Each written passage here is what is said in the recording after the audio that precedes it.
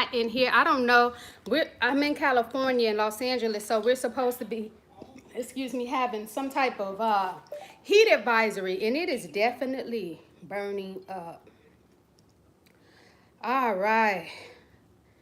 So what I'm talking about today is manipulative tactics, the honeymoon phase, and also the triggering phase. So the reason I wanted to talk about this is because I get a lot of people, including myself, that we can, become confused when we see, and excuse me, y'all, it's so hot. Let me turn this fan on because my makeup is feel like it's melting, and I am not about to burn up. I'm trying to look for the, let me, hold on one second. Turn this fan on. Okay. Whew. All right, because I know the crazy making phase is that we get confused. You meet people and they come across nice. Ooh, it ain't even blowing on me. Hold on. Hold on. All right. They come across nice, and it's kind of like when they really show themselves for who they are, we get confused. So the whole purpose of the honeymoon phase is, and thank you for the people that's coming in so far. I appreciate you being in here. And also, just to let you all know, I am like 20 hours away from being able to submit for monetization. So thank you all for everybody that's been hanging out in here with me. I really appreciate y'all. So yeah, so what it is, the honeymoon phase, this could be in a friendship. It could be actually in a romantic relationship where you meet this new person and they come across like they're really genuine, they're really nice. And of course, and like the reason why I used the thumbnail that I did was to show that people will come to you. If you know that Little Red Riding Hood story where the big bad wolf met her in the wilderness, and he was dressed like her grandma, trying to look all elderly and looking all nice and concerned. And that's how they do. People are not, most times, people who are trying to manipulate you, they're not going to come to you with devil's horns on or with snarling teeth. They're not going to do that. Why? Because if they were to genuinely show you who they were in the beginning, you would definitely run away. If they come across, if they're abusive, if they smack you the first time they meet you, hey B, and smack you, you're not going to stay for that relationship. So the way that they lull you into sleep is to get you to believe that, oh no, this person is nice, they mean well, they're like me in a lot of ways, and this is all just a big trick. So some of the ways that you see during the honeymoon phase is, I'm going to specifically talk more about friendships. You're going to see that if you meet a new person, they may start telling you everything that you're saying that you go through. They're going to identify it. You may know, hey Angela, thank you for joining, nice to see you, hope you're having a good Sunday. They act like they've had the same struggle, and you may notice some of these people like to listen a lot. They don't tell you a lot about themselves up front. Why? Because they want to get to learn you. They want to know what are your weaknesses are, so they can trigger you down the line. How can I use this person? The best way to go about it is to be a good listener. So they listen to you, and a lot of times for them, how they choose what they call like maybe their targets or their victims is people a lot of times who tell too much too soon.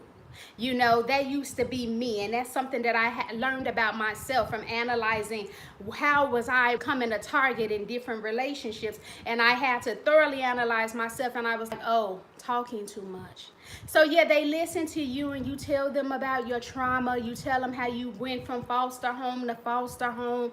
You let them know how you've been raped, you've been molested by your uncle. You tell them all the trauma in your life. You tell them you don't have a good relationship with people in your family. Everyone you meet just uses you. There's no good, decent people in the world, but you're so happy to meet this person, and this person is just taking notes. Like, oh, wow, okay, you got a history of people getting over on you. Oh, you don't stand up for yourself, so chances are I can do the same thing to you. So they're just getting all this information to use against you. You know, you can tell them that, oh, my dog, hey, how you doing? I can't pronounce your name. Hey, Samyra, that eyeshadow is so pretty. Looking forward to learning. Thank you so much. And I'm looking forward to this makeup not all running off because I'm burning up in here. It's hot. I think we're going through a heat wave in Los Angeles, y'all. Ooh. And they don't want to give us no air conditioning. Any place I've stayed in Los Angeles has never had air conditioning. I do not understand how they can do that. They charge you an arm and a leg, a foot, and everything to stay in these places, and they be so old school. The place where I stay look like the place where they killed Martin Luther King Jr. from back in the 60s. That's what my apartment complex look like, and I ain't gonna tell you how much I gotta pay to stay in here, but anyhow. So yeah, these people, they're just taking, they're taking all these mental notes about you, and you're thinking like, wow, you know. So they may start telling you things like, oh yeah, let's say if you said you had a dog that died when you were 10, and you know it was a hard time for you and your family, and it took a while for you all to get over it. Next thing you know, this manipulative person is like, yeah, you know, my dog died too, you know, and yeah, I know what you mean, and it was so hard, and I'll never get another dog like Lucky. I can't even tolerate having a dog around me because it'll never compare to Lucky. You know, all these things, you know. Yeah, that thumbnail, I had to find that one. Thank you. How you doing? So I took me back to the old school. I was like, what would be a good thumbnail? I'm like, yeah, that little Red Riding Hood little wolf.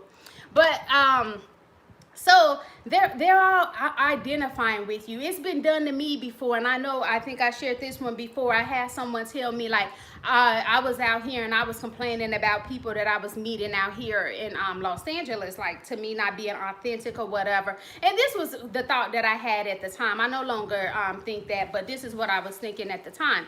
And I had shared all this to her, and she was like, she found out I was from the Midwest. She was like, oh my God, we're Midwest girls. I'm from the Midwest too. You're right. These people out here, they're so funny acting. They're so shady. They're just so into themselves. And at the time, I didn't notice it because I was so wanting to find a friendship that I ignored it. I'm like, dang, looking back on it, it's like, dang, everything I said, she just parroted that back to me. You know, I'm from the Midwest. Oh, she from the Midwest. Oh, I'm not liking the people I'm meeting out here. Oh, she don't like the people she meeting out here. And at the time, it was just like, it seems like they're just such a breath of fresh air. Why does it seem like they're a breath of fresh air? Because we like people that's like us. Even though people will say, I like people that's different from me. But really, do you? Because ask yourself, if you really like people that's really different from yourself, why do you argue with people on the internet if they got different opinions from you? Why do you go back and forth with these people and stuff like that? Because you really like people that's like you. And if somebody on your comments, if they say something nice that mirrors similar to what you're saying, you're giving it a thumbs up, just like me. You know, on my video, somebody say something crazy and try to get sympathy for the abusers. I say something to them, and if they say something against me again, then I block them. I'm like, bye, I ain't got time for you. I don't like you. But people that say stuff that I may agree with or somewhat agree with or whatever, I give them a thumbs up or a love on a comment, you know. So of course we like people that think like us, you know. It's just human nature, you know. And so, yeah, and that's what they do, definitely. That's in the beginning. So they're everything that we are. So yeah, and this friend, of course, you know, they're nice for a certain time. And I think the thing that makes it confusing during that honeymoon phase in the beginning is because sometimes that phase can go maybe a year or more. Tell me what y'all think in the comments. I've seen this before. Like the woman I said who had all these things in common, like we would go for a while, we would hang out. Of course, they may buy you stuff, you know. Every time we would go exercise together, she would be like, oh, let me show you this place. I'm gonna buy you this juice. And I'm like, oh, I got the money. No, girl, put your money away. I got it. you know, and I hadn't been around people like that, you know, females, you know, trying to buy stuff. Then she would take me to this other place, and it was like I was newer to that part of Los Angeles, so she had been there for years, so she knew all the cool spots, you know. She was like, oh, you can get this juice at this store, at the Mexican store they make with the pineapple, the fresh watermelon juices. You can get this. So she was taking me all over, and every time I would pull out my money, oh no, no, no, she would take me to these grocery stores that were like far out, and it was like good deals, like these you know, Armenian grocery stores, you know, in Glendale and stuff like that. We got a big Armenian community here. And I'm finding all this stuff, and she knew I try to eat healthy, you know. The girl would stay, you know, be fat because I be eating a lot of what is that, vegan and snacks and stuff. I need to cut that out. But other than that, I do actually try to eat healthy. But I'm trying to cut them sweets out. You know, I had this thought thinking that I should have dark chocolate every day, and that ain't good for the waistline. So, you know, but other than that, I do have healthy eating habits. So she took me to all these places, and I'm like, oh my God, thank you. And I'm just like, wow. But if you know anything about these toxic relationships, they don't stay great forever. You know, she was able to pull it off for a year because something that I ignored, and this is the thing, they start showing you who they are, but then because they've been so good to you, you know, especially if it's a romantic relationship, a person probably pay a bill, give you some flowers, give you all these compliments. And even when these friendships, I've noticed with these manipulative friendships, and it's always been women as far as the friends, it's like that it even mirrors romantic relationships, because they will buy you stuff, they'll give you compliments, you know, oh my God, your hair is so pretty, who did that for you, oh my God, oh I love that shirt, where'd you get those shoes, oh my God, your breasts are really sitting up today, did you get a new bra, where'd you get it from, you know, all these compliments, and you're just like, oh wow, finally found a decent person. Because if you know, like I know, you know, tell me what y'all think, and it's okay to disagree. But it seems like as the years progress, people are getting more scandalous and more scandalous. I'm not saying that there's not some good people out in this world. Of course there are some good people in this world. But I'm just saying that maybe it's a little hard to find these people. I mean, where are they at? Searching. Where are they? But they're out here. We just have to keep looking. I'm not going to be, negative thinking that there's never going to be any really authentic person. You know, we want those of us that I say in the light, chosen ones, whatever you want to call yourself. You know, we do a lot for people. We go over and beyond. When we say you're our friend, we really mean that. We really rock with you. You know, we really there for you in your time of need. And then we get gaslit because people tell us, well, you can't expect to find you in other people. And I used to believe that, but forget that. Because a woman in her 40s now, and it's like, no. I refuse to believe that I should just be content with being the giver and not receiving any of the good things that I give back. You know, forget that. You say sometimes I wonder if we're all inside now. If we're all inside. I don't know what you mean by that. If we're all inside. But so yeah. It's like where are the other chosen folks? You know, I mean, where they at? Maybe I don't know if you mean by inside, meaning we're all on the internet. I mean, they're not really out here in the world or something. I don't know. But yeah, so it's like we do deserve to have people that, if we're kind, that they show us kindness. Now, it's not like we got a little notepad and we're tallying up like, I did this for you, you should do this for me. But it's like, no. If you feel that something is imbalanced in a relationship, you should honor that and speak up to that person about that imbalance. And if they love and respect you, they're going to meet you there. They're going to try to do some things that you're at, more of the things you're asking them to do. Oh, okay, I got you. Okay. Yeah, you said that's what you meant. I got you. But yeah, they're going to try to meet you there to give some of the things that you're asking for. And if they're not giving it to you, to me, that shows that these are not the people that's best, you know, for us. Or at least I'll speak for myself, or best for me. You know, I'm not going to always just be giving, and hardly ever getting anything back. It's like, no, you can't meet my energy, then you ain't the person for me.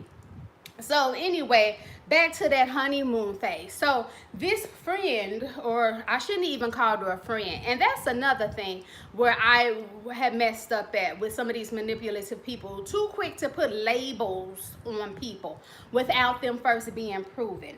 This person, even though she would go on walks with me, we would walk and exercise and stuff like that, she had done nothing that proved herself to be a friend. Buying somebody green juices, and you know that's what you get, the fruits and the vegetables blended up or juiced together. And even though those suckers is like $8 a pop in Los Angeles, if you know, you know, them drinks is not cheap. But anyway, that does not qualify a person as a friend. So I put my guard down with this person, telling this person things about my family, telling this person things about my life that should not have been revealed to somebody who was not tested to show themselves as a friend. And I'm gonna have to turn this fan up. Give me a second. All right, I think that's better. Yeah, let me see. You said I expect someone to reciprocate my kindness at least sometimes. Yeah, that's what I'm saying. Like sometimes, and I had that, you know, where I would have friends that would have a business, and they like when people I knew outside of my friends needed that service, I was like, oh, here's my friend's card, or on Facebook and stuff, oh, my friend has this business, if you need this, call up my friend, they got you, great service, all this kind of stuff. Oh, my friend did this, my friend did that, you know, like I'm the biggest cheerleader always. My friend, use my friend's service, blah blah blah blah blah. But I noticed when I had stuff, you know, or my friends were selling something or asking me to donate so they can do, you know, to sponsor them to do something, I would do it. Even if I was struggling with money, I would still come up with the money and I would sponsor them. I was like always there, and it wouldn't take me a long time to do it. I was on it like that. But I noticed when I had stuff going on, people wouldn't repost my stuff on Facebook or Instagram. And I'm not talking about everybody. I'm just talking about some people that I may have expected to do it because I was doing this kind of stuff for them. Because I have had some family members, like more so cousins and things like that, who have been great. So if y'all watching, don't think I'm talking to y'all because y'all know I rock with y'all. But I'm talking about like some of these people I'm calling friends or associates, like they stuff come out, I'm posting it, buy this body butter, buy her lip balm, buy that. But when my stuff came out, crickets. You know they see your stuff, especially like me, because I'm constantly promoting my stuff online, but they never like your stuff, never say a congratulation or nothing, or wait a year and a half later and be like, oh, I see what you're doing. I'm like, oh, you see, I've been doing it a year and a half. You ain't never liked my stuff, but I see your videos, you selling your stuff, I'm liking. Go, girl, get your stuff. Girl, some of these people, like I say, we got, and this is why I think would make me a target at sometimes, because people would see that and look at it as a weakness, that you're constantly cheerleading them, but they're not doing that same type of stuff for you. So I like what I do now. It's like, if I don't see that you repost my books, my stuff, I don't repost your stuff. You ain't liking the stuff I'm doing, I act like I don't see your stuff. I do them the same type of way, because I think that's what they respect. People to give them that same type of energy. Some of us is just too good for this world. We weren't meant to be. This ain't our home, if you know what I mean. You know, it's like they will not appreciate you and don't expect them to. But anyway, so back to that honeymoon phase. So these people, so what I said, this woman with the green juice woman, I'll call her, she put on up a good show for like a year before I even saw who she was. I used to think that, baby, toxic people, I really didn't give it much thought, but I guess I would assume that they would show themselves in the first week, the first month. It's not always like that. And that's why the people that's being victimized is they're all like confused, like, well, what happened? Why would this person do this to me? And they stay in these abusive relationships because they're remembering the good times of when all of the person person was buying you all this stuff and giving you these compliments and hooking you up with jobs and things like that, and then we don't accept them for who they really are. You know, could it be that who they are is that nasty, that evil person that they're showing you when that pops up after that honeymoon phase? Could it be that that's really who they are, and that the facade, that mask they had on, was just to get you to be comfortable and sleeping and trusting, to open up, to be vulnerable, to make you confused on purpose so you won't leave them? Okay? Because to me, that's really who they are. When that wicked part of them come out, that's who they are. The rest of that was just all an act, you know? And the sooner that I realized that it was all an act is the reason why people not playing games with me like they used to play games. Because I'm like, I'm not confused anymore. Once that mask fall off and I see that big wolf with them teeth, I'm like, oh yeah, this is who you really are. You know, and this is how you break that cycle of abuse. When you really accept people for who they are. See, that Maya Angelou quote gets quoted a lot. When she says, when a person shows you who they are, believe them. And people say that. But me being a therapist, I talk to a lot of women who've been in all type of abusive situations. And what I notice is that they will say that Maya Angelou quote, but they don't live that quote. They don't live it. And what I mean by that is they could be in a relationship, and these people usually have friendships and romantic partners that's toxic. They can see that, okay, this person may have been a decent person, giving me everything I wanted, telling me I'm the best thing since sliced bread for 6 months. But then after the 6 months, then they start doing little stuff. This is where that triggering phase come in. They start testing you. You know, they'll say little something. They look and see the way manipulators do. They watch you a lot. They listen to you a lot so they can know how to play you. So let's say, for instance, if they know that you value your looks, how they trigger you is they'll use your looks against you to try to bring you down a notch.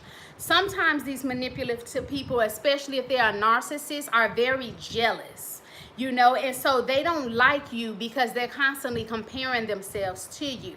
That's the narcissist. So they want to bring you down because they don't feel good about themselves. They hate you because you may look better than them in their eyes, or you may have a better job or a better education or better relationships than they have. And then they begin, even though they first started admiring you for that, they wanted to be like you. They looked up to you. That's why they wanted you to be their friend, because you had something about you they didn't have. But that jealousy is something else, and ain't nothing as worse as this jealousy. That jealousy turned that admiration, goes from admiration to hate. So then they want to bring you down. So if, like I said, if it's about your looks and they know that that's very important to you, they'll say little snarky things to trigger you, sort of like, oh my God, are you eating good these days? And you're like, what do you mean? They're like, well, did you notice all those bumps on your face, discoloration? Are you okay? Oh my God, I may have something at the house, some eczema or something, girl. Oh my God, you didn't know your face was breaking out like that? Oh my God.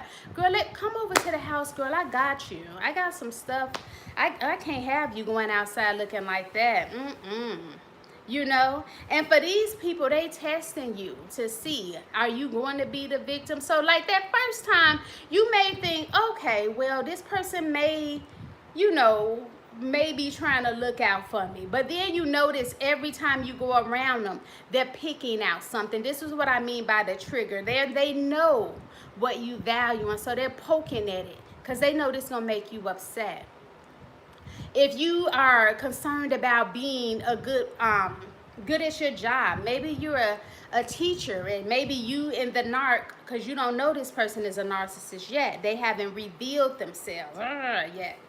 So you may be talking something, you two are having a disagreement. Then the narc says to you like, Wow, I hope you don't say this kind of stuff to your students, because our children are the future and very important to us. And I hope you're not giving them, your thoughts about this. I would hate for them to be led astray, And so then you see these things and you let this person know, like, wait a minute, I take my job very serious, and I don't like that you said that, so don't speak on my job like that. Somebody that's respectful and that cares about you, they're not gonna cross you like that again. Let me stop showing my fingers, y'all, because I totally ran out of fingernail polish remover and totally need to get some.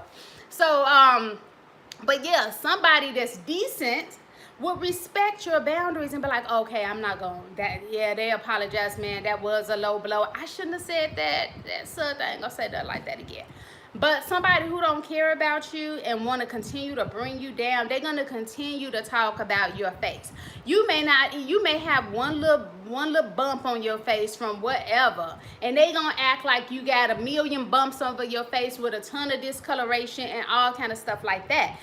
Why? Because they want to bring you down. They want to humble you in some type of way. So this is what I'm saying, is typically they know that they got power over you is when you stay. Because they would look at it like, oh, if somebody said that about my face, talking about they can't have me looking all funny with them in public, I would have cut them off immediately. Or they may say, okay, they said that, I would have checked them about it, but then definitely they said something about my teaching like that, I would have been gone. The reason that they know who they can get to stay in these abusive relationships, even if it's a friendship, is because the naive, I'll say the naive person, keeps coming back. And the reason why that naive person keeps coming back, because they begin to gaslight themselves. They're like, well, I told my narc friend 4 times not to say that to me. Or they keep showing up late. They keep on trying to, every time I go around them, I feel bad about myself. They're talking about everything about me. They're making fun of my size. They make fun of the earrings I wear. They make fun of the way I walk. They make fun of my glasses. I have a lisp or something. They make fun of my lisp, and they just keep doing it over and over and over again, and you're confused about why is this person doing it. The way to break free of these relationships is to come out of the confusion. That's helped me to stop being a narcissist magnet, because I was attracting, I think, every narcissist from around the world. If I was in this city, I would find a narcissist. If I was there, I would find a narcissist. Why? I believe because there was lessons that I had to learn. Meaning, to, like I said, to accept people as they are. Because it's no way that a genuine nice person will continue to do stuff that you told them that you don't like, that makes you uncomfortable. They see you crying about what they're doing to you. They see that you're totally affected. They have that they have this ability to change your mood. You could be all happy and everything. And you guys, if you're in here and you're liking this comment, don't forget to subscribe to my channel. Don't forget to like. So let me have you all hit the thumbs up button. That lets people know that we're over here, and hopefully you can bring some other people in so they can hear this content as well. Thank you so much.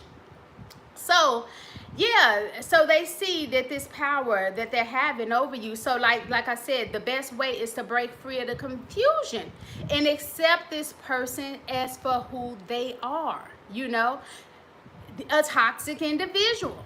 And some people may say, the naive, the gullibles, oh, I can't call anybody toxic. I can't call anybody manipulative. I can't call anybody these names, because God can change anyone. The universe can change anyone. And, everybody just needs a little love and a little understanding. Forget that. If they didn't get this from their parents, their caretakers, why is it on you to try to change these people? You cannot change anybody unless they want to change. These people are not apologizing to you, and if they for the hurt that they're giving you, and if they did apologize, they keep doing the things over and over and over again. So apparently they don't mean it. So why continue to put yourself in these relationships where you feel like crap? So an indicator that anytime you start feeling confused in a relationship, that is a red flag. It's like God screaming at you like, Samyra, something is wrong, run. Either address it. If it don't, the problem, if it don't change, it is time to run. Even the Bible says God is not an author of confusion. And even if you don't believe in God, it's just common sense that if you're confused in a relationship, life is too short. Why are you confused in this relationship? You are not dealing with people that have cognitive deficits. You tell them something hurts you, if they haven't been dropped on their head, shot in their head, some type of brain damage, these people can comprehend that they're hurting you. If you're all happy and yay and giddy and everything like that, and somebody, the narc or the manipulative person, comes up to you and says, aren't you too skinny to be doing that type of dance? You trying to twerk and you ain't even got no booty, and oh my God, and your clothes don't even fit right on you, and you this and this. Won't you go sit down in the corner and let somebody else dance? Why you always gotta have the spotlight? What is confusing about that? This person is not for you. Relationships shouldn't have to be confusing. And so when we get out of that honeymoon phase, you go into this triggering phase, and now you're seeing who this person really is. They feel that they can that they try you and they test you, and once you don't leave these relationships, well, they say, well, okay, well, you must like what I'm doing, so I'm just going to keep on going from level to level. And you may notice, have y'all seen that if you stay around in these negative relationships, even with family members, they start treating you worse and worse. And a person that is trained to be stay around in these relationships, maybe you've had abusers in your past and something makes you not believe these red flags. You stay around no matter what's going on. Let me see, you said, or what they do is not say anything at all when you have achieved something. Oh yeah, when you get a new hairstyle or feeling good in your outfit, others will compliment, but they won't say a word. Yeah, I love that you said that. That is so true.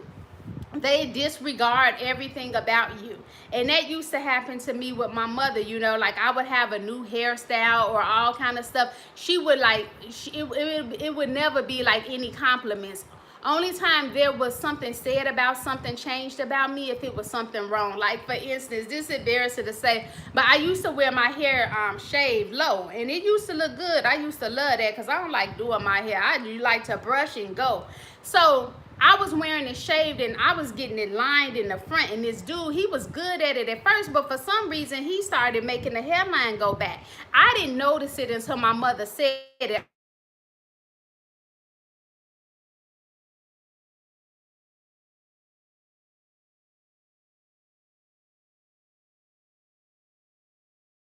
Indiana, and the only person I knew was wearing their hair shaved at the time like that was my other cousin. People was assuming I was gay and all kind of stuff because they was like, at the time, like this was like 2002, 3.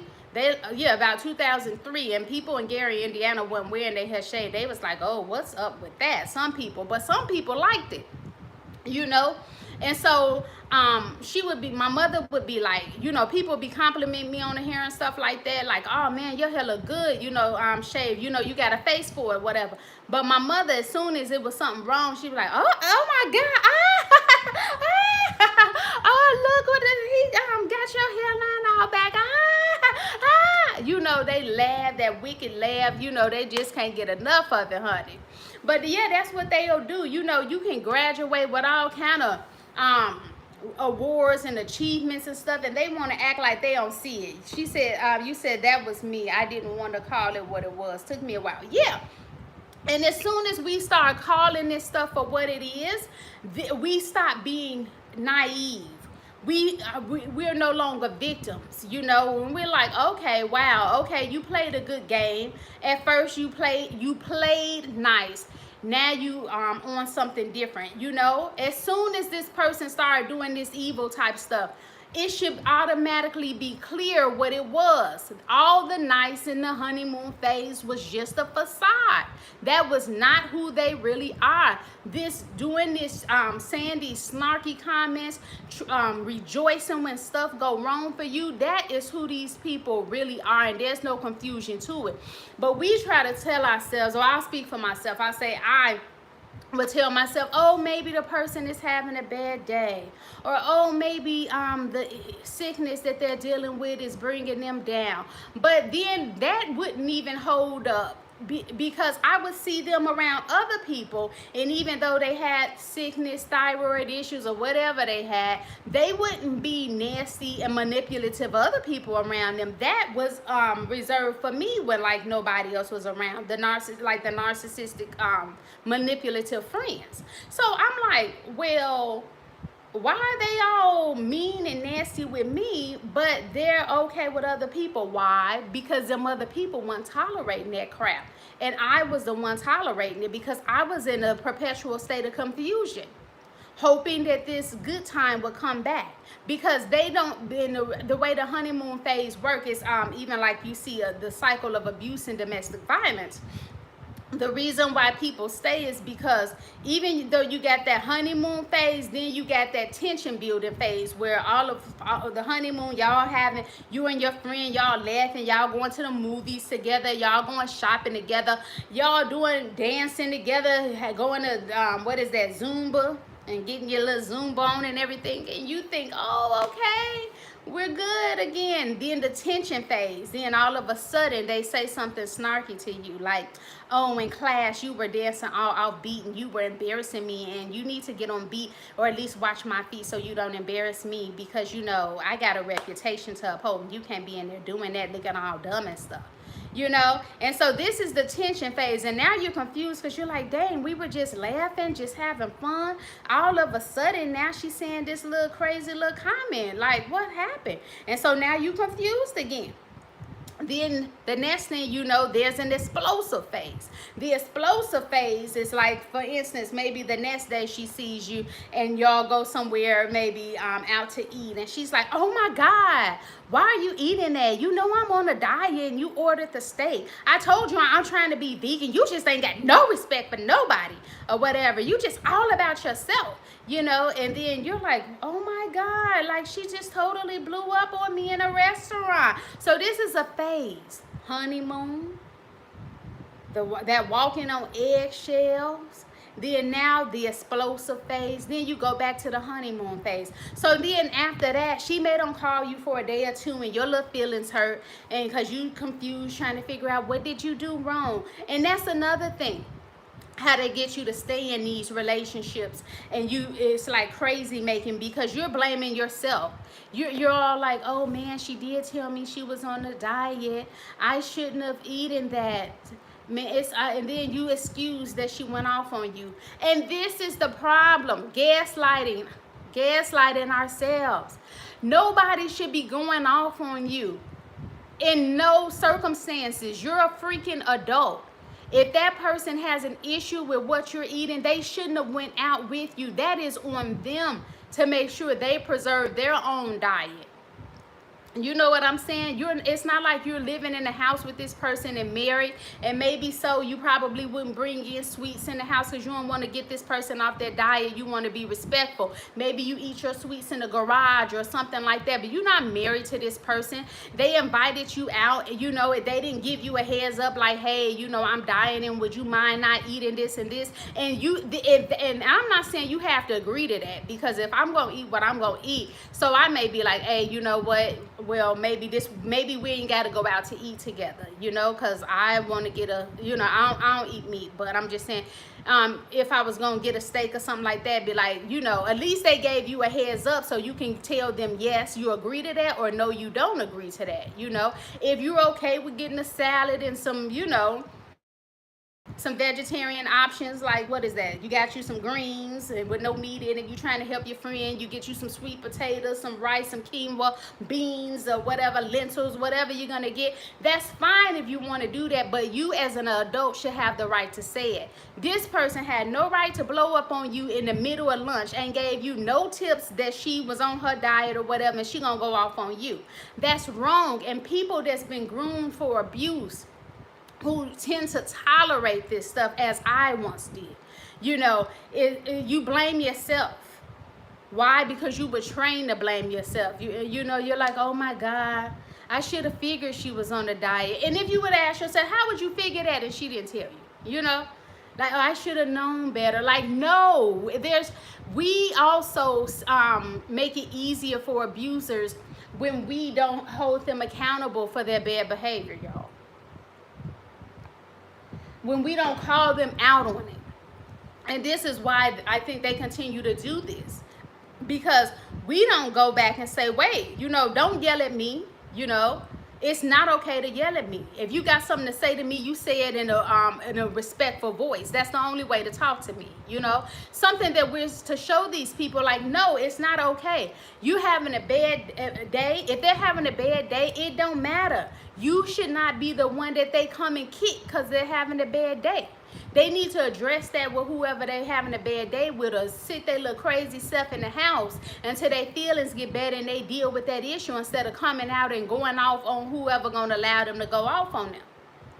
You know, so it's enough for making an excuse for somebody. You know, we can, and those of us who have a history of growing up in abusive situations, we are the best at coming up with excuses.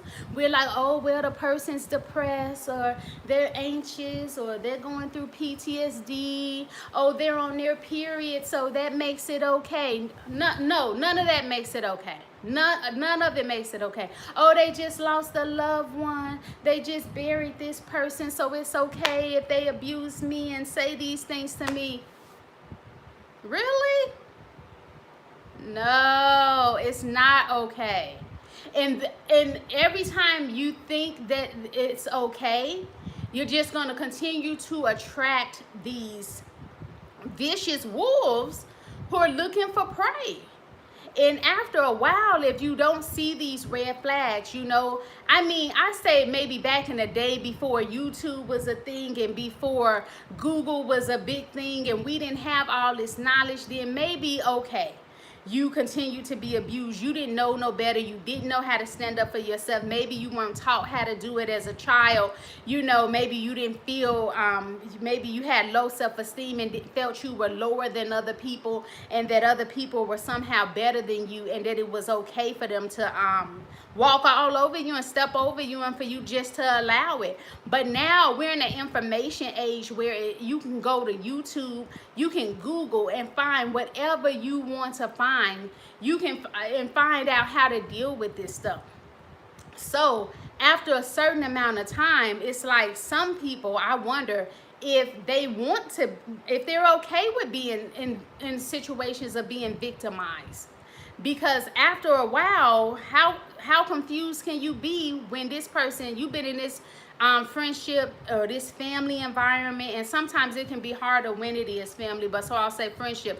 You've been in this friendship environment where these people are treating you like crap 5 years, or, you know, or it can be like maybe a couple of months is going on, but you keep going from friend to friend and this keeps happening to you. After a while, you can't be confused.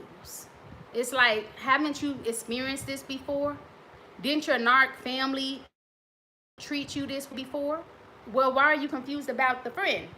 It's got the same qualities as your narc sister. Where's the confusion coming in? You know how these relationships go. You know these people don't start off being nasty to you. You know it takes time. And sometimes it's, you know. And another thing about this is that, like I said, so it's a cycle. It's always going to be the honeymoon phase, that walking on eggshells, then the abuse, that explosive. Then it's going to go back to the honeymoon. So that friend who just went off on you in the restaurant, Next time you see her, she may try to punish you and not talk to you for a week or two or whatever, and she comes back around, you know, and that's that other clue, that they always try to punish you by not talking to you, acting like they don't see your text. Oh, they're just too busy. They got a lot going on, you know, but you see them on Facebook, you see them on TikTok, you see them on Instagram. You know they're responding to your other friends. No, they're really punishing you. So, and this is another sign that these people who want to go this no contact, then all of a sudden just come back in your life. You know, if you allow that, these people will continue to do that. It's like, no, if you can't come back in my life with some real excuse of what was going on and some evidence, well, then you need to stay gone. And then that's like, maybe I'll allow that maybe one time, maybe. But if I notice it happen again, you know what? No, I'm not answering no phone calls. I ain't answering nothing, because you see that this is a pattern. We have to accept things for what it is. This is definitely a pattern. They're going in and out your life trying to punish you on some stuff. So after this friend punishes you enough, then what she's going to do is going back to the honeymoon phase. Right? If you caught it, you've been listening. So now it's back to the honeymoon phase. So she totally went off on you. So now in order to keep you, she knows she got to do something nice for you. Because if she just keep being mean and never show a glimpse of niceness, she knows eventually you're going to leave. So to confuse you, here's the trick. The game is she got to do something nice. So she may know that you love green juices, I'll say.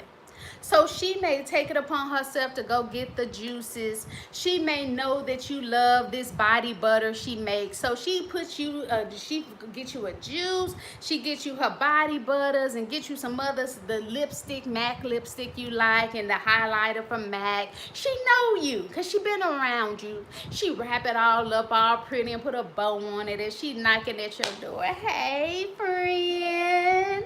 She don't acknowledge. You know, you open the door sort of like, you know, but she don't acknowledge what happened. You gonna let me in? I got something for you. How you doing? I miss you, girl. You know, all nice and everything. And at first you were mad, like, and then you like, oh, that's for me. And then you start, this is where you start gaslighting yourself again.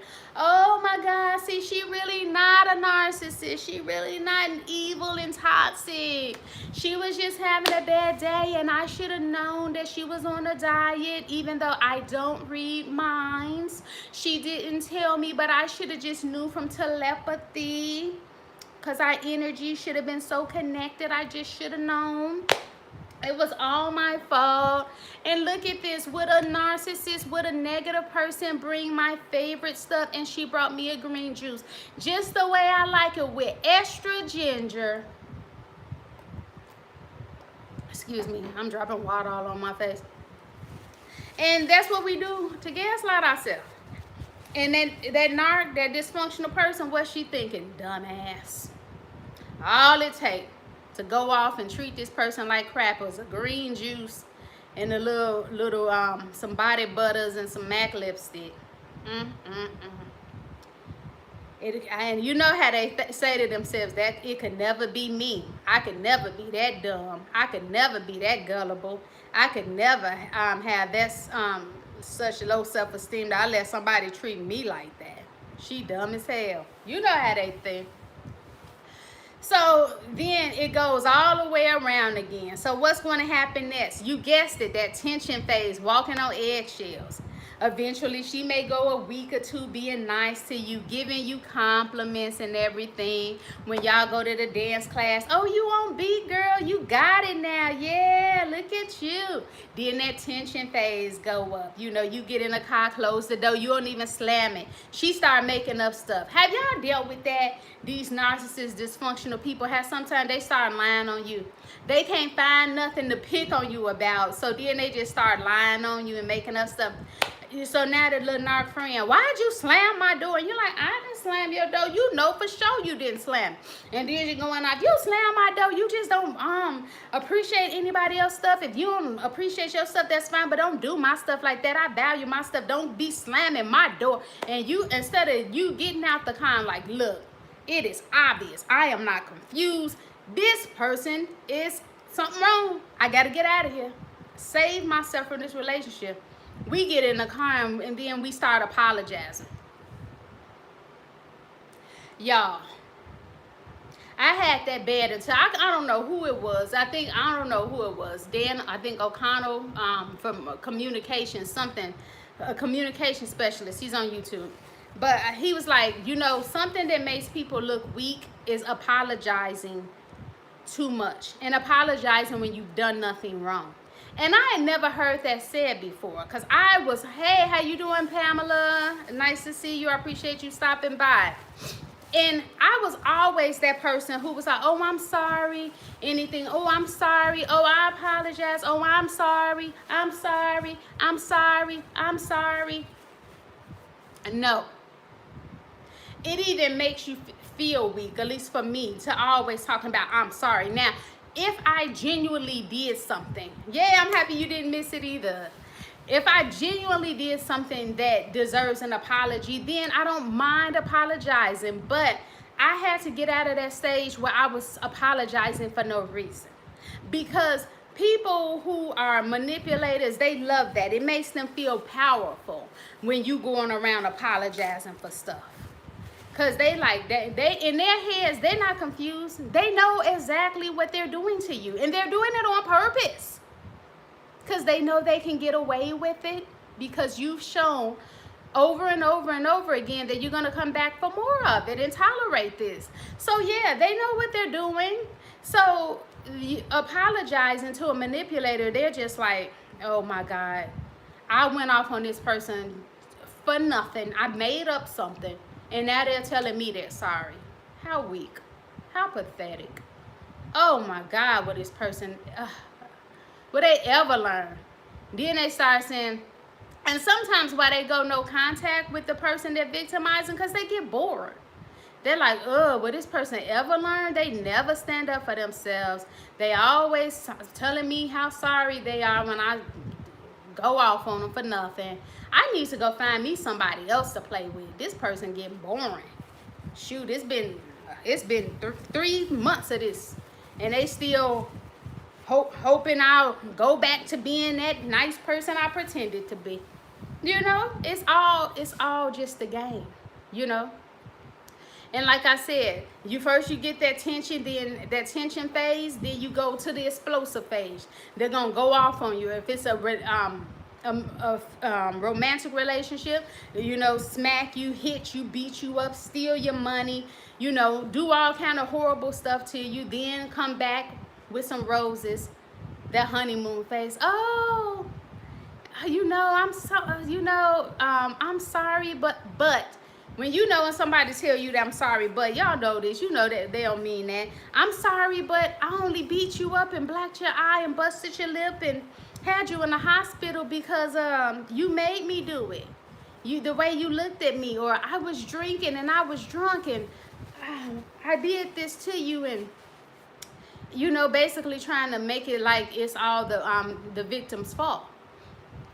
And why? Because they know they can get away with it. And the thing is that with manipulators, they want to go after the easy targets. Who is an easier target than somebody who's been abused as a child? You know, whether it's physical abuse, molestation, rape, narcissistic parents. Because they know that you're accustomed to that abuse, and that something within you feels as if at home with an abuser. You know, that you have to save this person instead of believing that this person may want to be okay. And I say this to some people when they're like, why is this person doing this to me? And why are they victimizing me? And why are they doing this? And this is why I keep saying that to me that narcissistic relationships, even if it's like friendships, reminds me of domestic violence. Because it's always the same. And sometimes people, you know, like even for therapy, and even if you want to book a session with me, in the description, you will see that you can do that through VisiBook. Find out my schedule and the fees there. So we can talk about narcissism. We can talk about anxiety, depression, PTSD, or whatever you're experiencing because of narcissistic abuse or any type of abuse. That is my specialty. So, What was I saying? Oh, dang, did I really forget it? I totally did, but here we go. So the thing is that when I'm dealing with different people, especially when I'm working with domestic violence survivors, and I would notice that they would have a lot of toxic people around them. It's like even if they were working, their boss would probably be a narcissist. It was reminding me like of my life, and I hadn't experienced domestic violence. But it's like when you're coming out of these toxic relationships and your eyes are just open, and you may notice that you got a lot of narcissists around you, family members, bosses, supervisors, the man at the grocery store, your friends, all these people. So I'm dealing with these women, and they will give me scenario after scenario of what happened. The abuse, whether it's financial abuse, sexual, using the children against them, threatening to deport them, or if they didn't continue to stay in this abusive relationship, and they're like, well, why did he do this? Why did he do this? Why? And people would look at me crazy when I would say it's simple, because of power and control. That is the same thing with these manipulators and narcissists. People will sometimes, want to tell me story after story after story after story of abuse.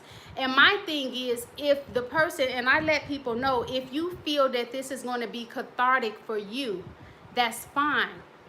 But for me, I don't need to hear as a therapist every instance of the abuse, because I already know. I've studied abuse, I've lived abuse, and the living it is the most beneficial part. I know how it works. No matter what incident you tell me of the abuse and you ask why, it's always going to be because of power and control. And some people don't want to hear that. They want it to be some big major revelation of deepness, like, oh, this person who was doing this to you, their parent did this and this to them, and that did this to their mind, and that trauma did this, and it rewired their brain systems, and now they're functioning like this, and now they're doing this, and you did this, and now they did no, it's because of power and control. And all of us want power. And I learned this from Robert Greene. Y'all know I love me some Robert Greene. That some people deny that they want power, and those are the best people to play, the players in the game, who deny that they want power, and who try to say, oh, if you want power, you're bad. These people are the manipulators, and they don't want you to know about the rules of power, because if you know about their games and how they manipulate people, they won't be able to manipulate as many people, because now people are coming out and giving all their tricks away. But we all want power, meaning I want power to be in a place that's not an apartment, and I believe I'm going to have that, where maybe a condo where I ain't got to hear my neighbors on the side of me. To me, that's power. I want to work where I don't have to go to a 9 to 5 and ask, can I go to the restroom? Is it okay if I take this day off? Oh, this person died. Is it okay if I go to this funeral? To me, that's not a position of power. I want to be in power where I can wake up and get dressed at the time I want. I want to do the type of work that I want. If I want to see clients as far as mental health for half the day and then write books for the other half, that's what I want. And when I want to go on vacation, I don't want to ask for permission. That is power. You know what I'm saying? Or, I would prefer to have people working for me and answering to me, because I know I'm not trying to do anything or misuse people. Whereas I've been in situations where I work for other people and been misused like horrible, treated worse than some people would treat a dog. I don't want to be in that position, and that's all type of power. So anywhere we want, yes, I want that power too. It wants some control. It's not even wrong to want some power over your own children and in your own household. If you set the curfew for 10 o'clock, that's wanting power, and there's nothing wrong with that, because that's your house and you should have some power. Or if you decide how the bills will be distributed in your house, who has keys to your house, that's power. We all want it. So only people who claim that they don't want it is the ones that's best at the game of power. It's all just to blow smoke, to act like, oh, that I wouldn't want that. I'm gentle. I don't want any power, you know. Forget that, you know. And so and sometimes, like I said, some people will use power to manipulate and to make other people feel small while making themselves feel bigger.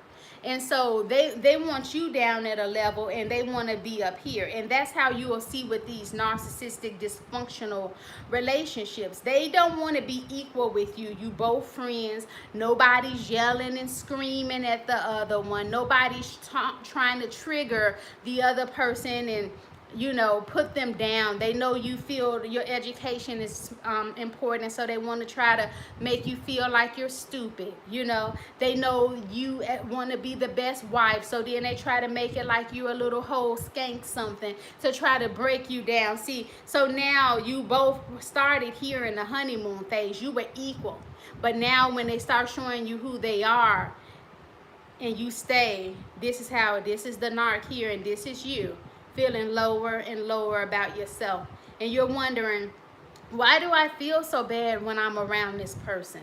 I don't feel good most of the time. Sometimes they'll say and do something, we're laughing and everything, but then, and I think we're equal, then they'll say something about my shoes, or say something about my hair, or my face, or my this, or my that. You know why? Because they want to keep things unbalanced so they can have the power. What's important about having power and control? Everything. So now they can tell you what to eat when you go out. At first you were a confident individual, but when they started triggering you with all this negativity, now you don't know what to eat. So let's say if you're with that friend who went off on you because you should have known she was on some diet even though she didn't tell you. So now a person who's maybe a bit more naive and not comfortable with who they are, now every time they go out with that friend, they're like, oh, are you dieting? Is it okay if I order a steak this time? You know, and who has power when in that relationship? If I'm an adult and I'm asking another adult who's not even paying for my food, and even if they were paying for it, it doesn't matter. But I'm asking another adult if it's okay to order what I want. I'm now acting as if I'm a child, and this is my superior evil parent. And they're up here, now I'm here. And you know they feel big about themselves, and then they're like, oh, well, order what you like. Or they tell you, oh, order everything but that, giving them total control over you, you know. And so again, even with domestic violence, I would have the person say, well, why did he use the kids against me? Why did he have them relaying messages? Why did he have the kids calling me stupid and this? Oh, and I tell them, oh, simple, because of power and control. And if someone's asking me, oh, well, why did my friend change up? You know, we were real cool and everything was equal, even, but then she had me move into her house and then she just totally changed, just started blowing up on me. Everything I do is wrong. She's always nitpicking me. Everything. Why did she wait so late? What's the matter? Am I doing something wrong? And once I started hearing a little bit about the friend, and it clicked in my head immediately. I already know if this person got narcissistic traits. All I need is to hear a few minutes of the story. I don't need 2 hours, baby. I do this. I hear it. I already know what's going on. You know? And I may not say the person is narcissist or narcissistic traits, because it could be just a toxic individual that's not a narcissist, you know? But I already know what's going on with just like 1 or 2 stories. I know what I'm dealing with already, you know, but the person on you know, that's telling me this is confused. What's going on? What's going on? We were cool. And I'm like, power and control. That's what it is. Because a person may think, well, like, why did the person wait until I moved in? Easy. Power and control. How much power, and especially if the non-narc moved into the place with the narc, and the non-narc's name is not on the lease, that narc has all the control. You know, it depends on what state you live in. There's some squatter rules and stuff, you can't kick people out. But that narc can ask the non-narc who's not going to go that far and be a squatter and protest because they don't have a history of standing up for themselves. So chances are, when that narc gets ready to tell them to get out, they're just going to get their stuff and leave. You know, I had that done to me before. Somebody that I had met before, we had hung out maybe a few times, and then I left the city, came back, we talked a few times and stuff was cool, you know, and I ended up moving in because I was leaving Sacramento, coming back here, and just got a new job, and I was going to stack my money to get my own place. But as soon as I moved in, this person started showing they was a narc. Why? Because I was in a vulnerable situation. I didn't have another place to go. So this person felt like they could totally have power and control over me because I was in a vulnerable state. You know, and for 6 months, they did have some power and control, but at least about month 4.5, I understood what was going on, and I stopped talking to the person other than a hello and a goodbye. Here is the rent. I was saving my stuff up, and I was like, okay, I am moving because I'm not about to deal with this. And that person assumed because she had lost a job around the time I was moving that I was going to stay. But I had to talk myself through it, and like, I am not being mean for choosing me. She has a history of losing jobs. She cannot maintain jobs. So for her to try to put that towards me was her trying to use power and control over me, that I was going to feel sorry for her. It's like, no, that is her history of losing jobs, and she always makes it, so she'll make it again. And then even if she didn't make it, so what? Because she should have thought about that before she was treating me like crap. So that is the thing. So I don't care what people say. And if you find yourself confused about why people are doing this, remind yourself it's always simple. It's because they want power and control. You know, like I'll have people send me scenarios. Oh, Samyra, this person did this to me. They're doing this, and then they did this, and they did this, and people will go on and on and on and on, telling me this and this and this and this and this and why. And if you all are listening, please type in the bottom section, power and control. It's all about power and control. And like I said, when we accept this, this is when we can finally move on, and the blinds or whatever, the shades that we have on our eyes can start to fall away, and see that this is just a cycle that people have put us in to make us doubt ourselves. And I've learned once I started saying that there is never, ever an acceptable time for somebody to abuse me or to scream at me. The only way somebody should be screaming at me, like I read it in this book years ago, is if there's a fire and they're trying to save me from the fire and they need to scream so they can get my attention. Other than that, they should not do that. And what I'm going to say lastly, and again, if you're in here and you're liking this comment, this talk, don't forget to like, subscribe, and share this video with other people that you know that may need this. You know who needs it. You got people that's always confused about why they're going through these relationships. Why did the person start off nice and then they end up mean, and then they do some nice stuff and then they mean again? Simple. Power and control. It's a cycle of abuse, and the only way, you know how you break that cycle? Somebody got to come out of that relationship. If not, that cycle gonna keep going. And this is where they get you, because you thinking that you're going to change them. You're going to make them nice. Oh, you're going to be the nicest person ever. And you're going to get them to see your value. And one day they're going to appreciate you. They're not going to appreciate you. Why? Because they want power and control. They look at you like you're weak. Why else would you continue to stay in this relationship? And you clearly see what's going on. They're not going to respect you. You're trying to be nice and delicate around them. That's not going to get you any good points. That's not going to get you any good points with them. They're not going. Your respect level is only going down, down, down, down, down in their eyes. You cannot win these people over no matter what you do. You say, oh, I allow them to smack me. I allow them to spit on me. I allow them to steal my money. I allow them to keep coming late. I allow them to keep picking on my parenting skills. I allow them to keep saying that I'm not good enough or smart enough or cute enough or handsome enough or whatever it is. And you you think that these people are going to value you. No, they're not going to value you. And it's never going to change unless they decide to discard you because they're just totally bored with using you and they want to go on to a new supply, or you decide that you're going to actually make use of these videos. And what I tell people is, especially if you notice that you've been in these type of relationships before, don't take these videos lightly about the narcissist. You know, actually take notes if you have to take notes. Rewatch some videos. I've had to do that, especially when I first discovered what narcissism was. I didn't have 1 or 2 or 3 videos and then I was like, presto, I got it.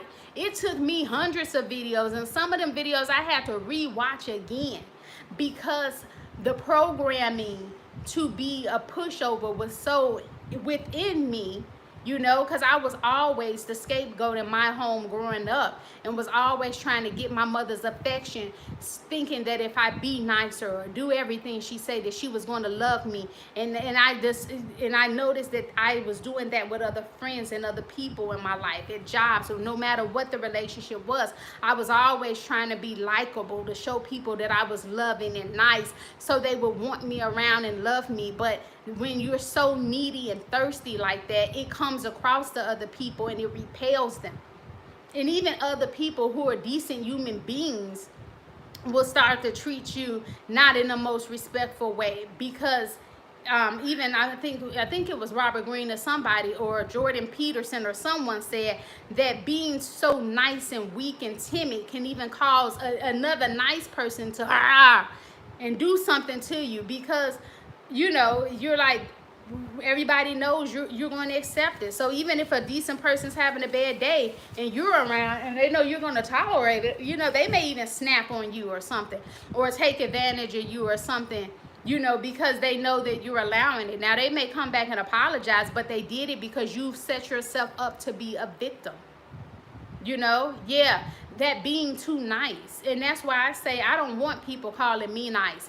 And if people know me and refer to me as nice, I start analyzing my behavior.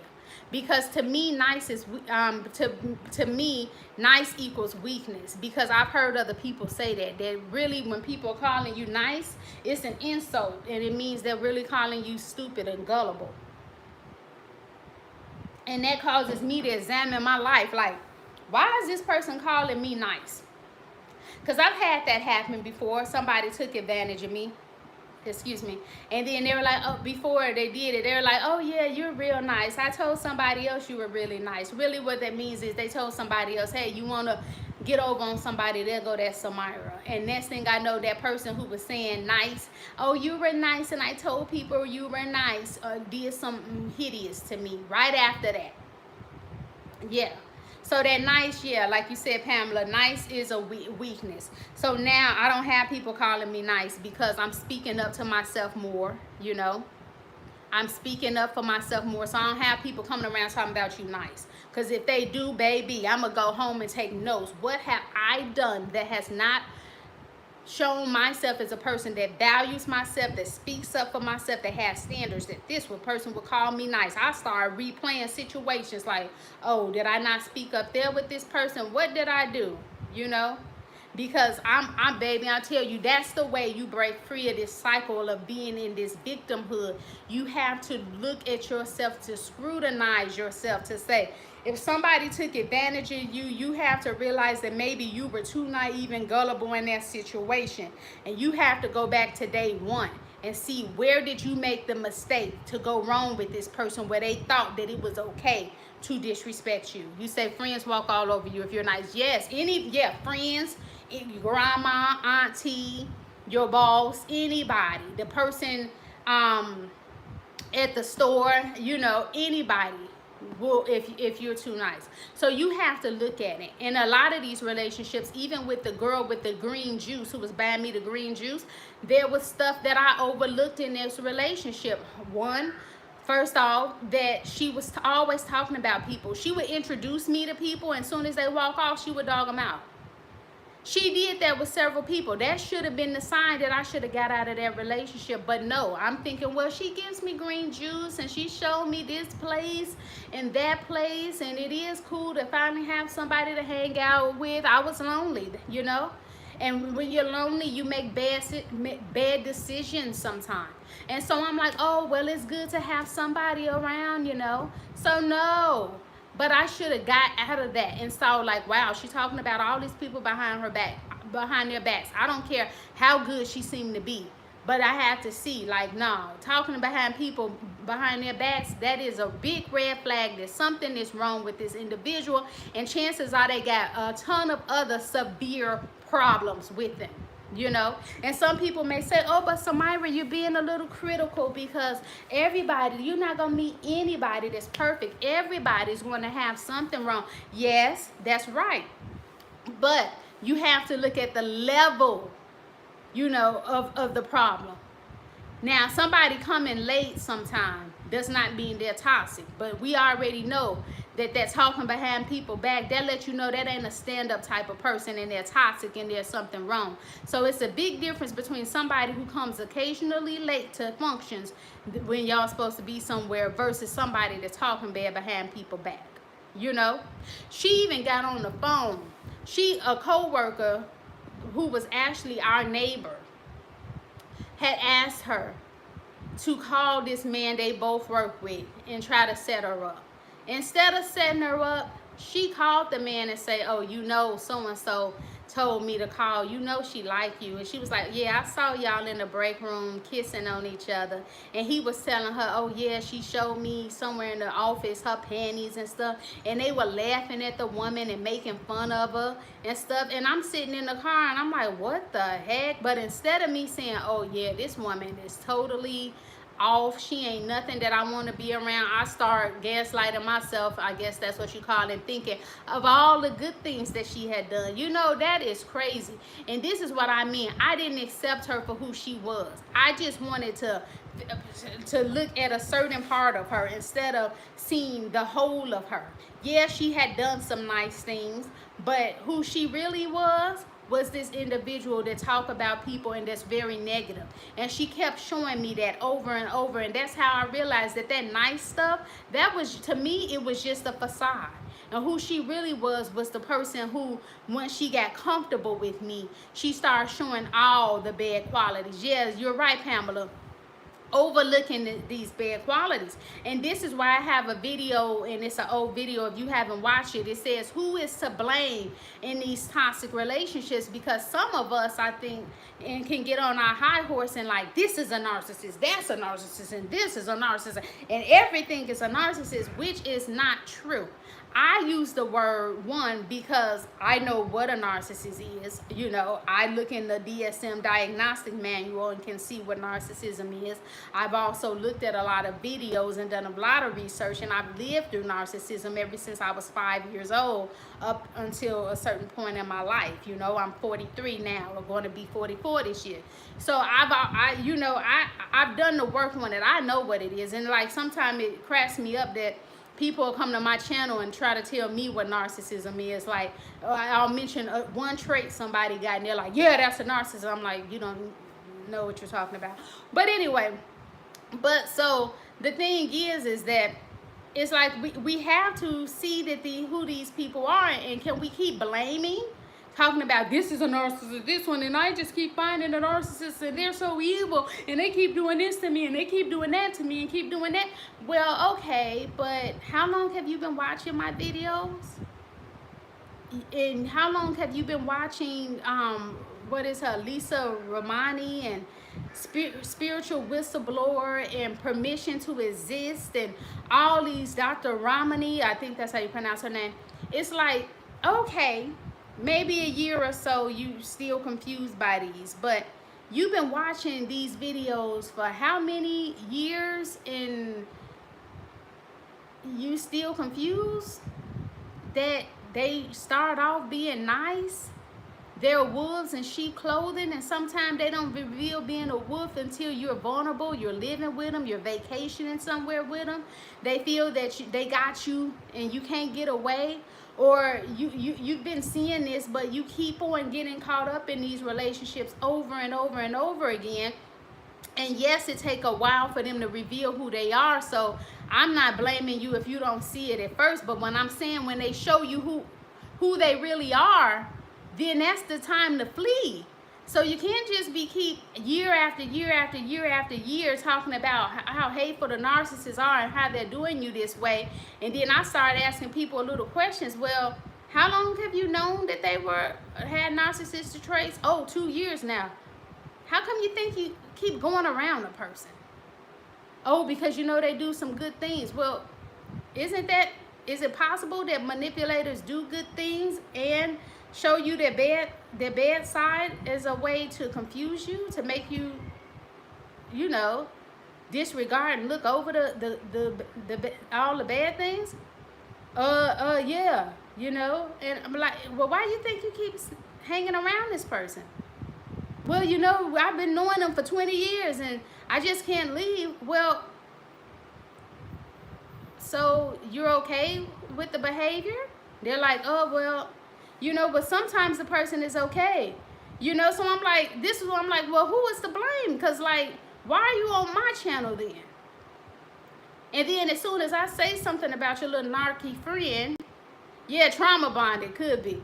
Then as soon as I say something about the little narky friend, then they all put the panties in their drawers and it's all up in their booty and they upset. They're like, well, yeah, well, this my friend. And then they start taking up for the person. Then I'm like, okay, well, I'm thinking, well, get off my channel. Ain't no need for you to be over here. Because one thing I don't do, I don't want to hear you ranting and raving about a behavior you're tolerating. Now, after a certain, now I know after a while, yes. People, it's new to you. I'm not talking about you. It's new to you. You may be about a year or so of just finding out. You're still trying to understand, make sense of this. You're dealing with PTSD, probably anxiety, depression. I'm not talking to you. I'm talking about these people that's OGs that's been going through this, and they just really just like to stay in that relationship, and they just want to vent when they get tired of the person, like, and it's like, no, if you want to vent, you should tell people that up front that you don't want to change. You're okay in this abusive relationship. You're okay with the narc being here and you being down here. But you just get mad because you would like it to be here a little more than this. But you're okay with this, but you want to be here more. You should let people know, I don't really want to do anything about this. Yeah, doing it for attention. Like, I just really want some attention, but don't come to my channel because I'm a problem solver. And I'm going to try to get you to see these red flags, see where you went wrong, put some accountability on you, and teach you the ways to overcome so you're not anybody's little gullible child anymore. So if you want power and control, that's what I'm going to try to help you get. But some people don't want that. They just want to vent. And it's like, sweetie, don't play with me. I don't want to just be your person to vent. If you want to do the work, then you come here. But if you just want to vent, you go somewhere else. Because I don't want to hear the crap. Because I already know. It's always about power and control. And these people, it is some of these people that they're just complaining about the narcissist, and they are perpetual victims. And you know what? And I don't care if anybody gets offended. There are some people within this community that do not want to change their situation. They just want the attention. They just want to come around and be like, yeah, the narcissist, but what about you? Are you going to make any changes? Are you doing anything different in your life? Are you making any new types of friends? Are you setting any type of boundaries in your life? Because if not, that cycle of abuse is going to keep on going. It's going to keep on going. And you will be 3-5 years watching the video after videos, complaining. Right, absolutely. They like to complain. Complaining about the narcissist, and you're not doing anything about it. And eventually, people are going to keep calling people out like that. Like, well, why have you been in this community 5 years and you're still attracting narcissists?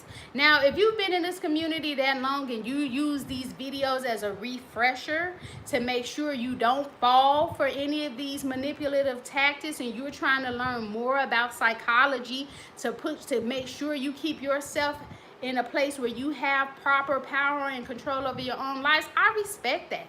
But I'm only talking to those ones that come around for attention, and they stopped coming around to my channel because as soon as I would say something about their narcissist friends, they would get so upset with me. Like I said, they would get to defending these people, and next thing you know, I don't see them around on the channel no more because they thought they were just gonna come and vent, and I was going to be like, oh, that bad narcissist, bad narcissist, that narcissist, oh my God, they're so evil, they're so this, they're so that. But these people don't want to be held accountable. But I said, I'm not over here trying to encourage people to be victims, and I'm not going to help you to be a victim. My thing is I'm over here to slay the narcissist, to reveal their tactics. That way, so my people, we're not going to be over here naive to the things that they do. You know, like, and even with the and my phone is going to die soon, so if it does, thank you for watching. But yeah, so the thing is, even with narcissistic families, they do the same thing. Like, it wasn't always bad with my mother. There was a sprinkle of goodness every now and again. There wasn't a lot of sprinkle of goodness because I didn't require a lot of sprinkle of goodness. She knew she could treat me like crap and then just do a little thing of niceness, and then she can start the cycle of abuse all over again because I stayed in it too long. And that's where that accountability is even once you get a certain age. You can't keep on blaming mommy and daddy. My mom's a narcissist, my dad's a narcissist. How old are you? 56. Where do you stay? In my mom's basement. Seriously. And so I would get people like that too. It's like, dude, eventually you're going to have to move out. Go sleep on somebody's couch, go get you a roommate, go to the domestic the violence shelter if it's DV, if it can be qualified as that. Go to a homeless shelter. Because after a while, don't nobody want to hear about you and your mommy problems. And now I tell people on this channel, I do it so people, survivors, can know that you are not alone, that you can see that you can overcome this. I come to offer therapy. I come to offer tips. My channel hasn't even been monetized long. I've been doing this for 2 years and I have not getting paid for this. I've done a lot of this for free, and I want it to be monetized because I finally want to be paid. Even the Bible says a worker is worthy of their reward. I am worthy of my reward to be paid because not only have I gone through school and paid hundreds of thousands of loans to know about psychology, I've also dealt with narcissism since I was 5 years old. You know what I'm saying? But to this point, this has been free, you know? And it's like, I want people to see that it's light at the end of the tunnel. But I don't just come over here to support people that just want to bash on their parents. It's like, no, you see me outside, you ain't gonna know I got a narcissistic mother. You're not gonna know I don't talk to my sisters. You're not gonna know the issues that I have with my family. Why? Because I know that puts me up in a place of victimhood that people can see, oh, she don't have the connections like that with her family. Oh, she's been abused before. She can be abused now. We can take advantage of her now. Oh, heck no, you don't know that because I'm not leading anymore my life like this outside in the public. I'm saying that in an environment for us here, so you can know that you're not alone and that there is a resurrecting light if you continue to get the help by watching these videos. And not just watching, you have to apply. If you're not applying this knowledge, you're just watching it for nothing. Your time is going to be wasted, you know. But that's what I did, not just watch these type of videos. When I found out about narcissism, I started to apply them. I started looking for the red flags. When I saw them, I started cutting relationships off. I had to tell people, hey, nothing personal, but this is not for me. I had to leave, and people are, oh, that's weird, oh, that's goofy, that okay, well, maybe you think that, but I'm letting you know, not for me. And I stood on that. Even if I was shaking inside in my stomach. Even Joyce Myers, the televangelist, something I learned from her. Do it afraid, meaning that the fear is not going to always leave you. And let me plug this up. Give me a second.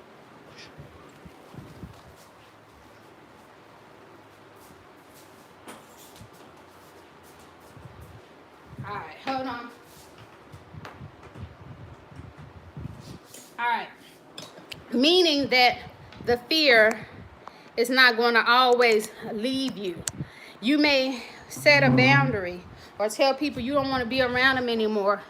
And because of how, how I grew up, and even just being, I don't know, a more timid person, naturally timid, I had to develop the bravery. And I still have to work on that. Because bravery is not always just, you can build up your bravery muscle. Even if you weren't born brave, if you were born more timid. Because truthfully, even before the abuse started, I was timid.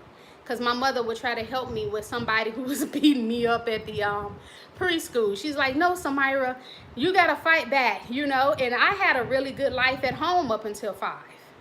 And then my mother was trying to help me. So, and I used to always and I had to catch myself because I used to always just blame her for being timid.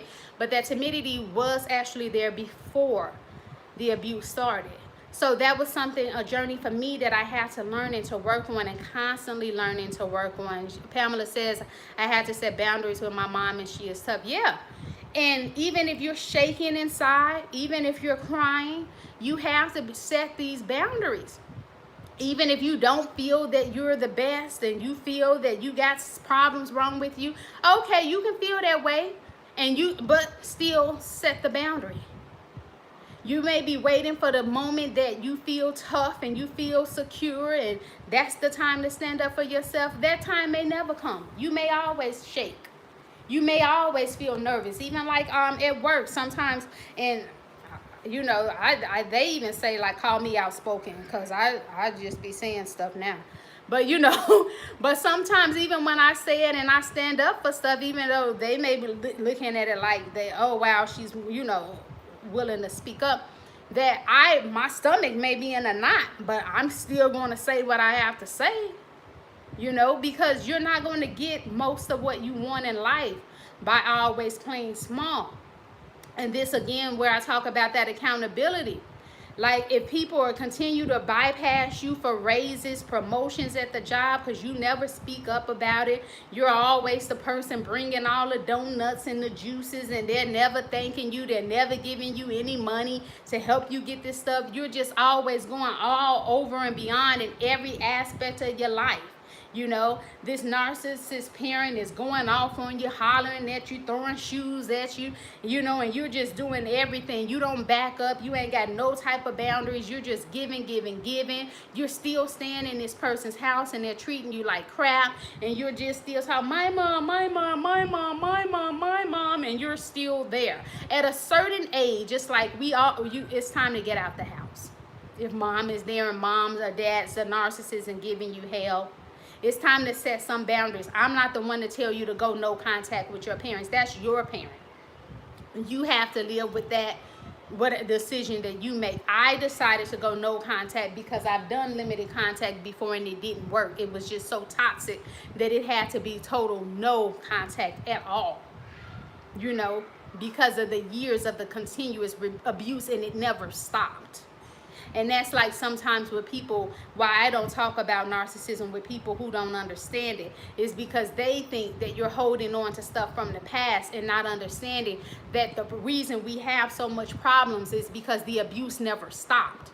And it continues to go on and on and on through adulthood. So it's not like if I'm telling a friend about narcissism, what mom did, this person is thinking you're talking about something that happened when you were 16, 15, and you're talking about something that happened earlier that day, And that's why I don't try to talk to these other people about narcissism, because they just don't get it. They don't get it. It's hard for people to talk about abuse and to see what's going on.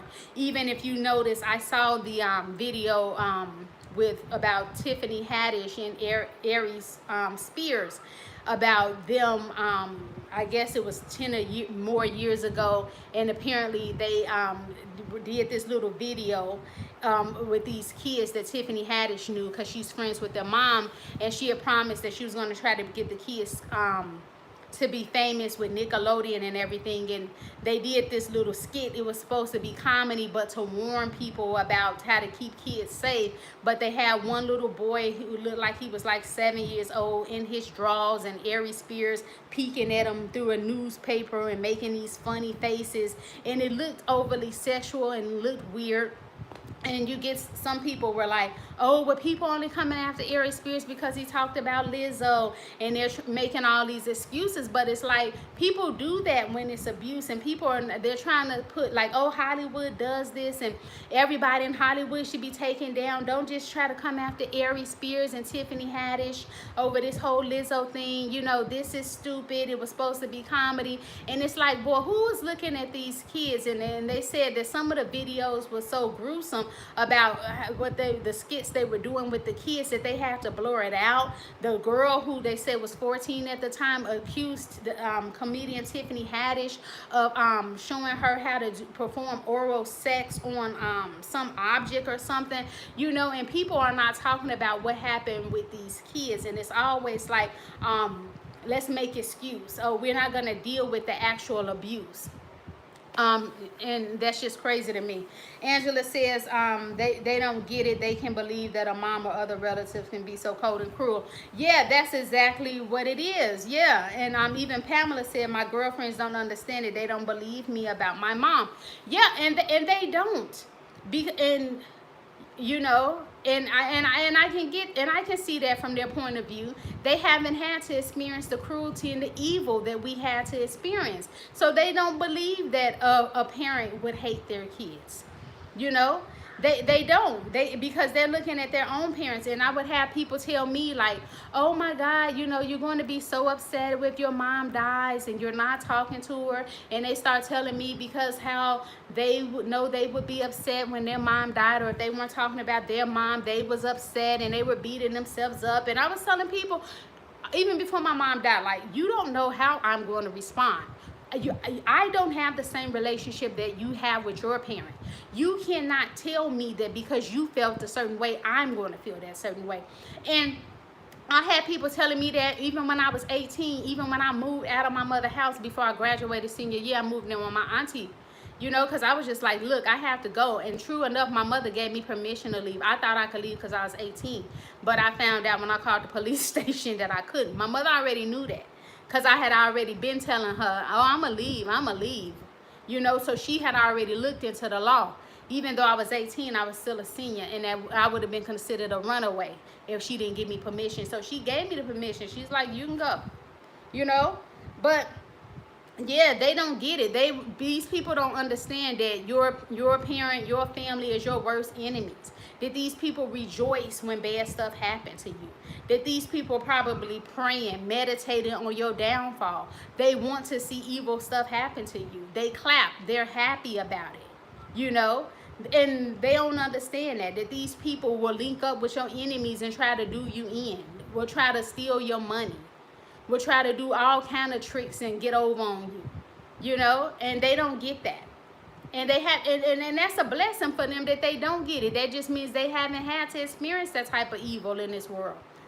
And so they try to pretend that everything is all good when it's not good. So it's like, I don't waste my time trying to explain situations to people that I know that they're just not going to get. Because sometimes, like, even what was that book I read? It had that statement, ignorance is bliss. Let these people be happy and naive if they don't see that the evil is in the world. Why should it matter to me if they don't see it? It's not my life. That's on them. Hopefully they never have to experience that type of hate in this world, and that's on them. But I think some of us become controlling. We're like, well, they should know the truth. They should know what the world is. They should know how it really is. They're around here acting naive, and they're this, and they need to know. It's like, who are we to say what these people need to know? You know, we're not their God. And some of us in this community can be controlling too.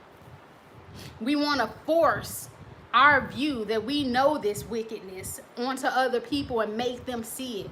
And not only make them see it, but make them have empathy for it. It's like, feel what I feel. Show me some compassion. It's like, these people aren't your freaking therapists. You know? No, they don't have to carry that type of weight for you. That it can still be a good friendship. You know, find you a therapist. If you don't want to pay for a therapist, do some journaling. Find you some type of outlet that you can do things in. But you can't expect people to hold all your deepest hurt and of abuse and toxicity and burdens upon them. You don't know what they've gone through in their own life. Are they even able to bear what you're trying to put on them? Maybe that's why they keep acting like they don't know what you're talking about. Or they can't see it and they can't understand it. Because maybe they went through their own stuff and they can't process that. There's a lot of people that's been abused and raped and molested and all kind of stuff like that. Even men. And maybe it's triggering for them to have to hear you talk about it, and they're trying to shove their stuff way beneath. You don't know, they may be having nightmares, still dealing with PTSD, and we're trying to force them, no, hear about my mom. And a lot of times when these people that try to force these stories on other people, they're telling the same stories over and over and over again. How many times are you going to tell these stories? We get it. You were abused. We get it. But you haven't heard this story. I don't need to hear that story because abuse is abuse. Oh, but she did this and this and this. Okay, we've heard that story. Oh, but you got to hear because they also did that. Okay, it's still abuse. There's different forms of abuse. It falls under different categories. I don't care the story. It's abuse. The reason why? Power and control. It just is what it is. And I said all that to say after a certain point, we got to take some accountability for this. Like, are we going to continue to be in these relationships? Or are we going to see and put that spotlight and shine that flashlight and say, oh, no. Oh, okay. For 6 months, you were acting real cool, real nice, real sweet, bringing flowers, opening doors, doing all this nice, lovey stuff, saying all the right words, giving compliments. But month 7, the slap came. So I don't care what happened before those 7 months. As soon as a slap come, that's the sign to leave. Instead of gaslighting yourself, oh, did I do something to cause it? Why would this person slap me? Oh, I must have done something wrong. I didn't clean the house. No. Why did the person slap you? It's easy. Did anybody know the answer? Why would somebody switch up? Power and control. Power and control. You know? Oh, we were good for 12 months, a good friend. Then all of a sudden, he started doing blue, blue, blue, blue, blue, blue, blue, blue, blue. What happened? What could have changed? Power and control. That's what changed.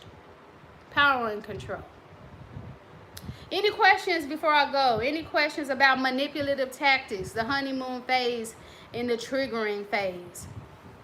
And like I said, it's not your fault if you end up getting in these phases, because all of us can be tricked with that honeymoon phase. Who doesn't want to be treated nice? Who doesn't want compliments, okay? Some people beat themselves up because they didn't know the narcissist on day one. How would you know the narcissist on day one?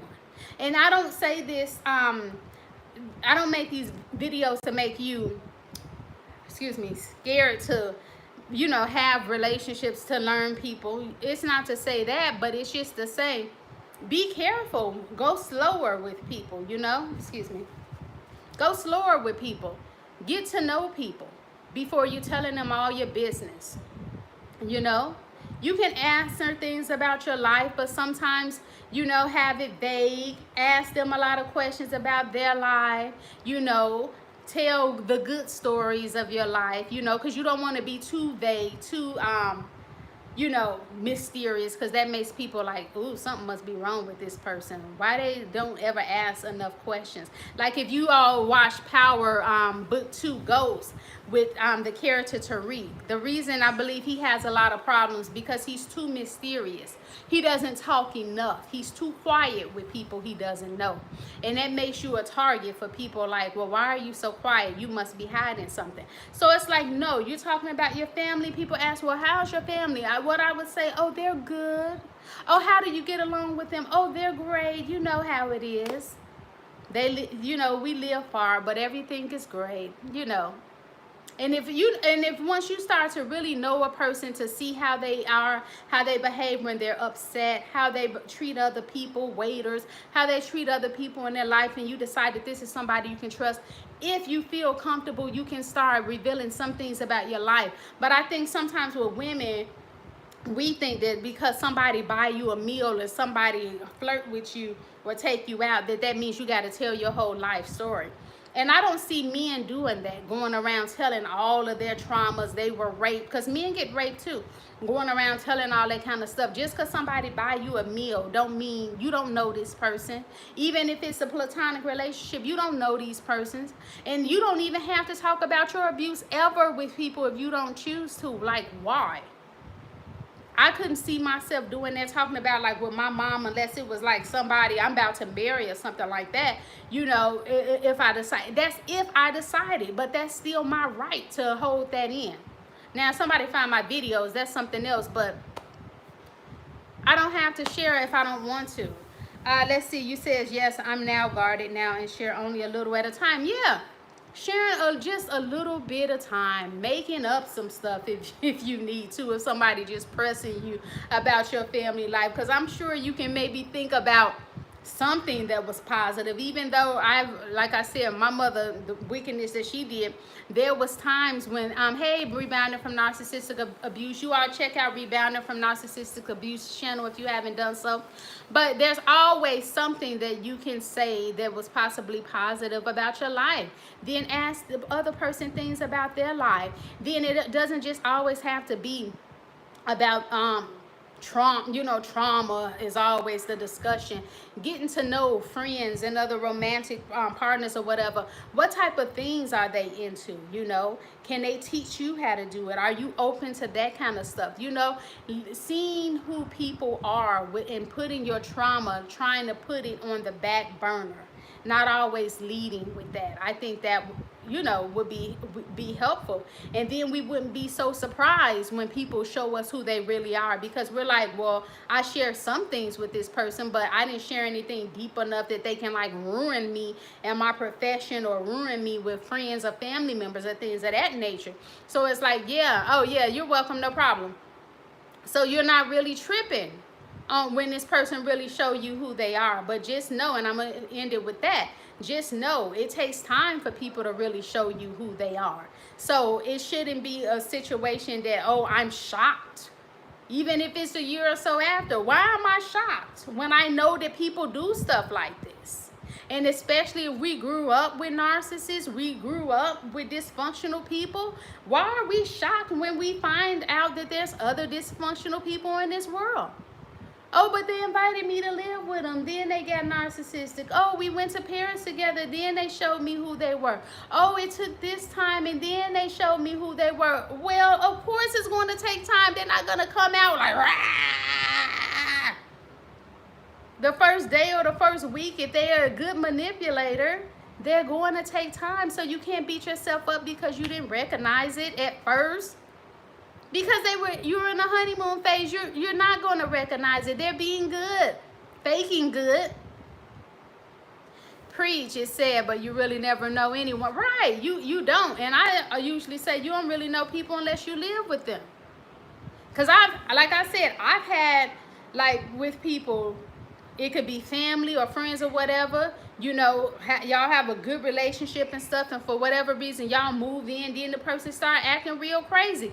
Why? Because of power and control. Because especially if you don't have the money to leave, and the person name on the lease, they're the one paying the majority of the bills, then of course you in a bad situation. So if they got any toxic ways in them, it's gonna come out because they know you're vulnerable. You said, LOL, exactly. They have to love bomb and get you to drop your guards. Yeah, so how can you be dumb?